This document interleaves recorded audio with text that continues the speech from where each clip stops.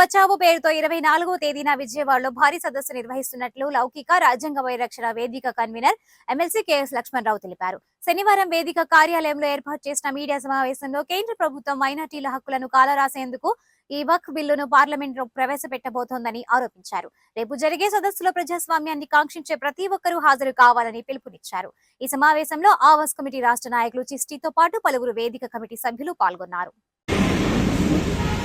వక్ఫ్ బచావో పేరుతో రేపు అనగా 24వ తేదీ ఆదివారం ఉదయం 10 గంటలకి విజయవాడలో రాఘవయ్య పార్క్ దగ్గర మాకినేని బసవపున్నయ్య విజ్ఞాన కేంద్రంలో సదస్సు జరగబోతా ఉంది.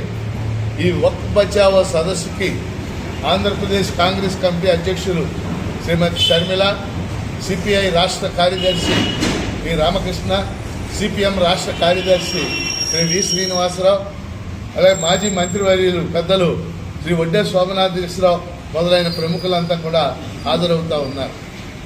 భారత రాజ్యాంగం చాలా స్పష్టంగా మైనార్టీలకి అంటే ముస్లింలకి, క్రైస్తవులకి అనేక హక్కులు కల్పించి ముఖ్యంగా రాజ్యాంగంలో 29వ ఆర్టికల్, 30వ ఆర్టికల్, ఈ 2 ఆర్టికల్స్ కూడా మైనార్టీలు తమ సంస్కృతిని, భాషను, విద్యని వీటన్నిటినీ కూడా అభివృద్ధి చేసుకునే అవకాశాలు కల్పించింది.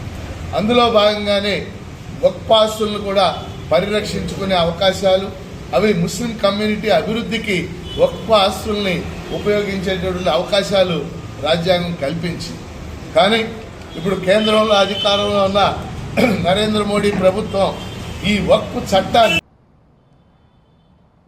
లౌకిక రాజ్యాంగ పరిరక్షణ వేదిక ఆధ్వర్యంలో రేపు ఉదయం 10 గంటలకి మాకినేని బసవపున్నయ్య విజ్ఞాన కేంద్రం రాఘవయ్య పార్క్ ముందు విజయవాడలో వక్ఫ్ చట్ట సవరణలను వ్యతిరేకిస్తూ ఒక పెద్ద సదస్సు నిర్వహిస్తూ ఉన్నాం.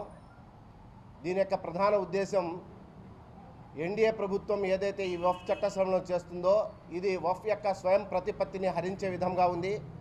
ఇది ఒక మతాన్ని టార్గెట్ చేస్తూ ఆర్థికంగా దాడి చేయడాన్ని దీనిగా మేము భావిస్తూ ఉన్నాం. దీన్ని జాయింట్ పార్లమెంటరీ కమిటీకి పంపించడం జరిగింది. రేపు 27వ తేదీన జాయింట్ పార్లమెంటరీ కమిటీ కేంద్ర ప్రభుత్వాన్ని సమర్పించడం, పార్లమెంట్లో దీన్ని బిల్లుని ప్రవేశపెట్టడం జరుగుతుంది. దీన్ని అక్కడ ఉన్నటువంటి ఇండియా బ్లాక్ వాళ్ళందరూ కూడా దీన్ని వ్యతిరేకిస్తూ ఉన్నారు. ఎన్డీఏతరం ఉన్నటువంటి పార్టీలు కూడా దీన్ని వ్యతిరేకిస్తూ ఉన్నాయి.